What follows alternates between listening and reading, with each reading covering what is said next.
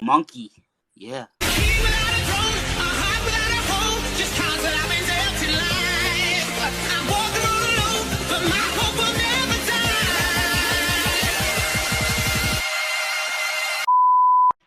Let me ask one thing. Would it be okay? I'm a Caucasian male. Would it be okay for me to change my race to black? Those two things, gender and race, are not quite analogous, and it seems kind of bad faith to immediately hop onto that when discussing the conversation about gender. But ultimately, But they're not. so can you are you willing to stick with a go ahead. conversation about gender if you want to discuss gender? Because those two things are not analogous. It doesn't really have. There's no productivity in that conversation. They're completely analogous. They're not analogous whatsoever.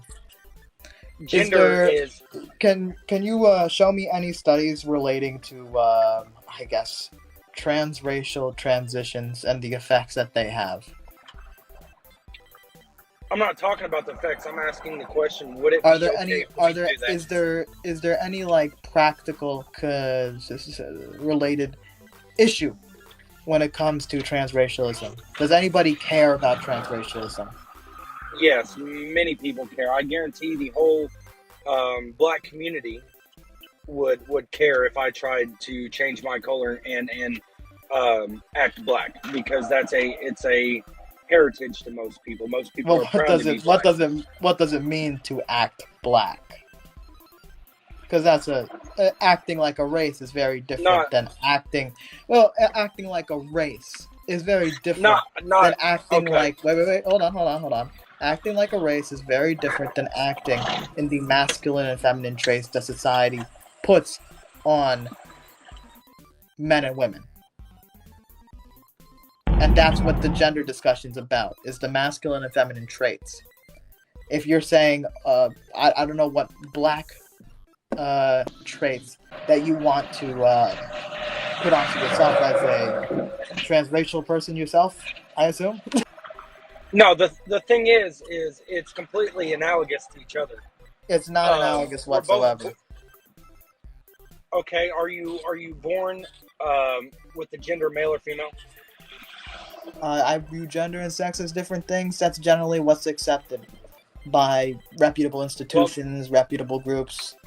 Gender and sex are different things. So you can be born assigned male, and if you decide that you want to be female, we have systems in place for transitioning there. There doesn't seem to be much when it comes to systems in place for transracialism.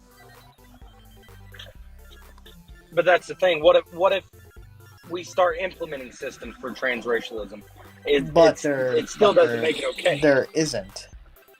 So I have here the American institutions that recognize trans people as valid: the American Psychological Association, the American Medical Association, the American Psychoanalytic Association, Human Rights Campaign, the American Academic for Pediatrics, the American College for Osteopathic Pediatricians, the United Nations, the UK Health Service.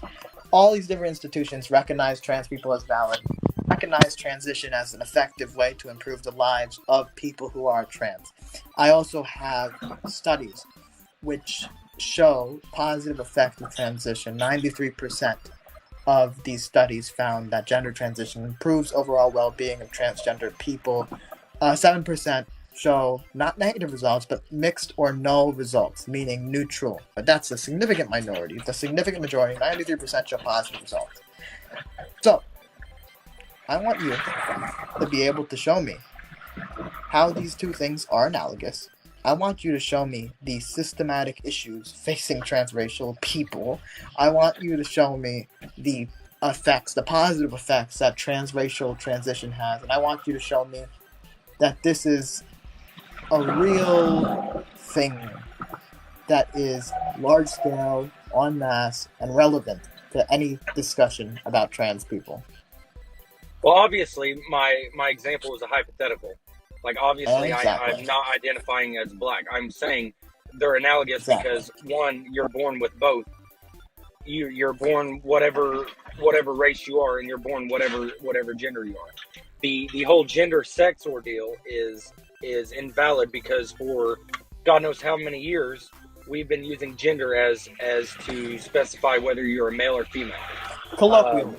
Colloquially, there's a difference between colloquial and getting more detailed into the nitty gritty. So people colloquially will use sympathy and empathy interchangeably, but those two words mean very different things. Okay? Historically, if you want to go years back, we can go to different societies all across the world.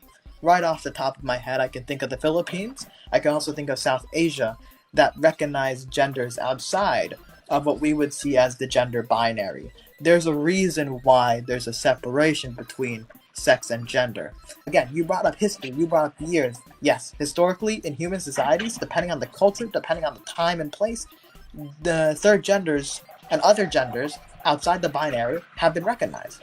So, that's the reason why sex is considered the physiological traits, and gender is considered the social and cultural traits. Right, but we made the word gender because we had the word sex and it was getting confused for either male or female or the physical characteristics of what the word is.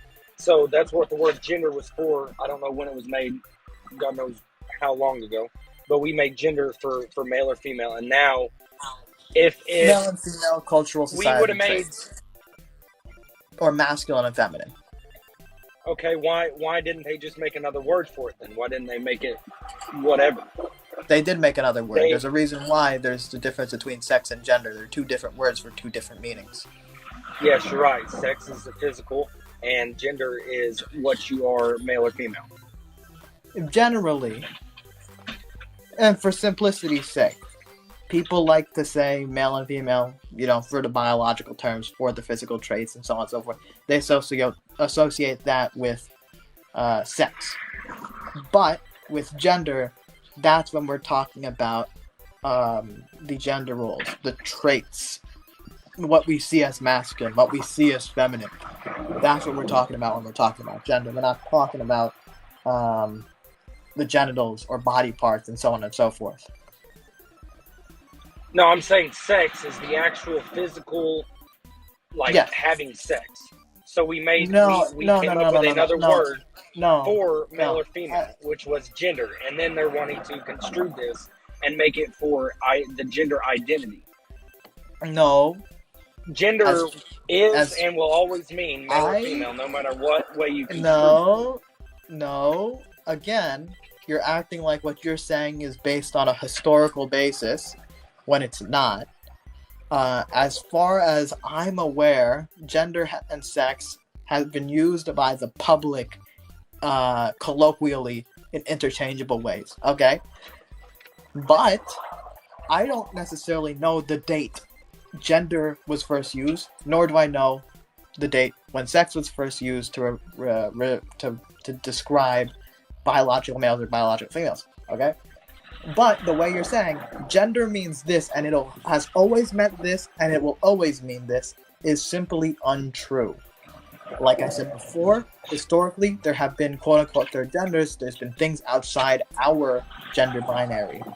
And also, the word gender was not found, scribed in stone, in the middle of, the Sahara Desert, okay? Gender was created by people with utility in mind. There was reason for it being made. And that goes into the next thing I want to talk about, utility. There's a reason why these terms are. If you see a trans man, okay, and let's say they're an older, 40, 50, 60, they've been on hormone treatment for a long time or whatever, and you see the effects. They also work out. Let's say they're beefy, they're bald, and they got a beard. And you say, can you get my bag next to that woman over there? And they look around, they don't see a woman. They're like, what are you talking about? And you point, and you're pointing at the bald, bearded individual, and you're like, that woman over there, they were born a woman. There's no utility in that, there's no purpose in that besides being disrespectful to that individual. And also, broader society would see that person and see a man without question. My point being, is there is no historical basis for your viewpoint.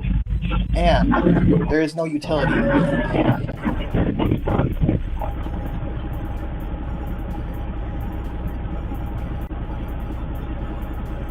You still there?